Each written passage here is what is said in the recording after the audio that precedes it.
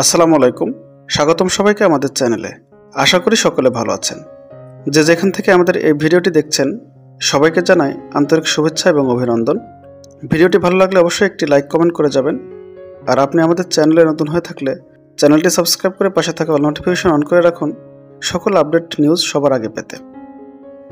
শিক্ষকদের আর্থিক সুবিধা বৃদ্ধি নিয়ে দীর্ঘদিন ধরে আলোচনা চলছে, তবে সম্প্রতি এই আলোচনা নতুন মাত্রা পেয়েছে। এমপিভুক্ত শিক্ষকদের জন্য 20% বাড়ি ভাড়া এবং 1500 টাকা চিকিৎসা ভাতার প্রস্তাব শিক্ষা মন্ত্রণালয় থেকে অর্থ মন্ত্রণালয়ে পাঠানো হয়েছে। যদিও এই প্রস্তাব কার্যকর হয়নি, তবুও এটি শিক্ষক সমাজের মধ্যে নতুন আশার সঞ্চার করেছে। দীর্ঘদিন ধরে শিক্ষকরা বিভিন্ন আর্থিক সুবিধার দাবি জানিয়ে আসছেন, যার মধ্যে রয়েছে উৎসব ভাতা, চিকিৎসা ভাতা, বাড়ি ভাড়া এবং শ্রান্তি বিনোদন ভাতা। বর্তমান অন্তর্বর্তীকালীন সরকার এসব দাবির মধ্যে শুধুমাত্র চিকিৎসা ভাতা এবং বাড়ি ভাড়ার প্রস্তাব আমলে নিয়েছে।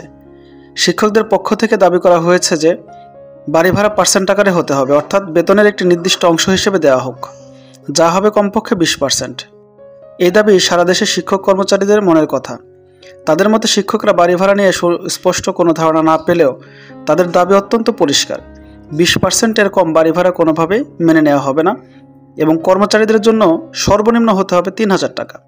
একজন শিক্ষক হিসেবে জাতি গঠনে তাদের ভূমিকা অপরিসীম। তাদের জীবনযাত্রার মান উন্নত না হলে শিক্ষার মানও উন্নত হবে না। তাই শিক্ষকদের প্রাপ্য সম্মান এবং আর্থিক সুবিধা নিশ্চিত করা সরকারের একটি গুরুত্বপূর্ণ দায়িত্ব। 20% বাড়ি ভাড়া শুধু একটি সংখ্যা নয়, এটি শিক্ষকদের সম্মান এবং মর্যাদা নিশ্চিত করার একটি পদক্ষেপ।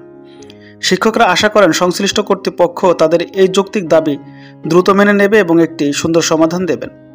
এমপিভুক্ত শিক্ষা জাতীয়করণ প্রত্যাশী জোটের পক্ষ থেকে জানানো হয়েছে যে যদি আগামী 13 সেপ্টেম্বরের মধ্যে তাদের দাবি মেনে নেওয়া না হয়, তাহলে শিক্ষকদের আন্দোলন এক দফা দাবিতে পরিণত হবে, আর তা হলো জাতীয়করণ। এরই ধারাবাহিকতায় 14 সেপ্টেম্বর অর্ধ দিবস কর্মবিরতি পালন করা হবে। 15 এবং 16 সেপ্টেম্বর পূর্ণ দিবস কর্মবিরতি পালন করা হবে। শিক্ষকরা মনে করেন এই আন্দোলনের মধ্য দিয়ে তাদের দীর্ঘদিনের দাবি পূরণ হবে এবং তারা একটি সম্মানজনক জীবনযাপন করতে পারবেন। এই ছিল এমপিভুক্ত শিক্ষা জাতীয়করণ প্রত্যাশী জোটের পক্ষ থেকে দেওয়া সর্বশেষ নির্দেশনা। পরবর্তী সকল আপডেট পেতে আমাদের চ্যানেলটি সাবস্ক্রাইব করে পাশে থাকা অল নোটিফিকেশন অন করে রাখুন। আপনার মূল্যবান মতামত আমাদের কমেন্টে জানাতে পারেন। ভিডিওটি শেয়ার করুন এবং সবাইকে জানার সুযোগ করে দিন। সকলে ভালো থাকুন, সুস্থ থাকুন। আল্লাহ হাফেজ।